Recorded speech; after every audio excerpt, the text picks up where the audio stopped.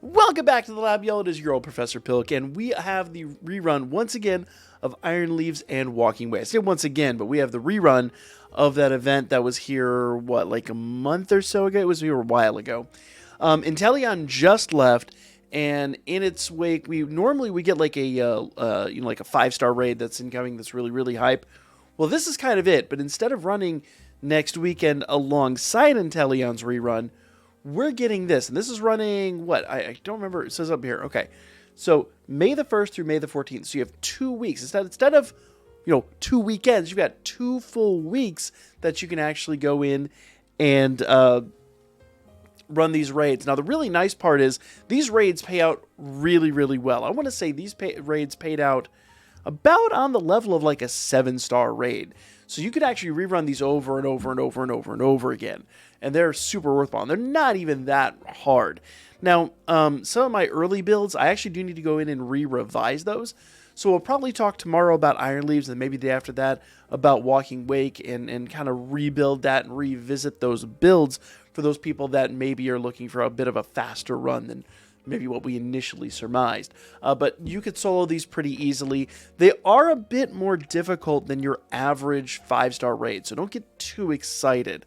You can't go in here with just anything. You do have to plan for this like it is a 7-star raid, essentially. But check out the moves here. So Walking Wake, starting off with Walking Wake here, just because he's the one at the top of the page, is going to open up with Sunny Day, which is going to make basically any kind of fire move more potent for you. So that's the good news. The downside is, because he is water, well, fire is kind of at a disadvantage, isn't it? He's going to use Hydro Steam, words are hard, Dragon Pulse, Noble Roar, and Flamethrower. So you got to watch out for that Flamethrower with Sunny Day. That is going to be really scary. But once again, if I recollect this build, I think our build was just, basically crashed through this with like almost no effort. You can only catch these mon once. So if you didn't get them the first time, great opportunity, and you don't want to waste your efforts because this is, it's a rerun of. This technically is considered a paradox version of a legendary, I guess you could say, so to speak. And the drop items are really worthwhile. So let's check this out.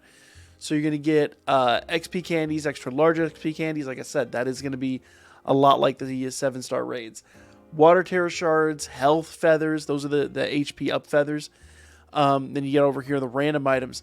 You got rare candies, more XP candies. I really like the rare candies, the XP candies, because like back in the day with the rare candies, that's about all you had. Now you've got like tons of options with the XP candies. You got naive mints, which mints are always a great thing to get. Tomato berries, big pearls, pearl strings, nugget, and a bunch of other stuff. So if you're like me and you've been spending so much on items and so much on other things, starting to run a little low on cash, it's a great opportunity also to farm up some very sellable and rather expensive items. So very nice there. Now the one thing I do like down here is that ability capsule. Ability capsule is once again an attainable item. So if you're like me and you do a lot of ability changes and things like that, it's another great thing to acquire. Now, we also have Iron Leaves down here. This is the version for Pokemon Violet. And the thing to remember is, while Iron Leaves isn't necessarily going to be available in the wild on Pokemon Scarlet, if you're online in any capacity, you'll be able to participate in these raids in a group setting.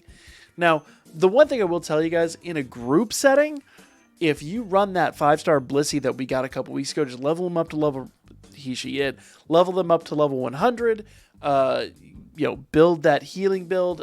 Just about any raid that is currently run, you're going to do really well in.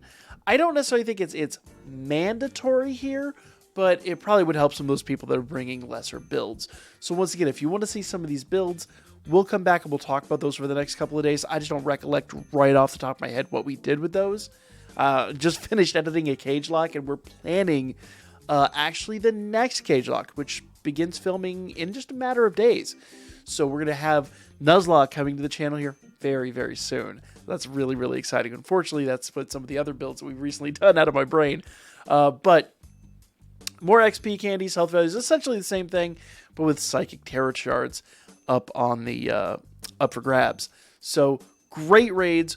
Go run these. They're live right now. You'll get one a day, and you can only catch one of these Pokemon. But the really nice part is once you catch one, you can keep rerunning the raid and get these rewards all the time. You can also do the date change trick and like get this nearly infinitely, but with how often they're actually going to be group runs of these, and since they're up every day, I wouldn't risk it. I don't think it's one of those situations. I would save that for 7 stars in special situations. But, you know, the choice is yours. That option is out there. Anyway, guys, just wanted to bring this content to you guys real quick. Like, comment, share, and I'll be back with some of those builds and some more exciting stuff here coming next week.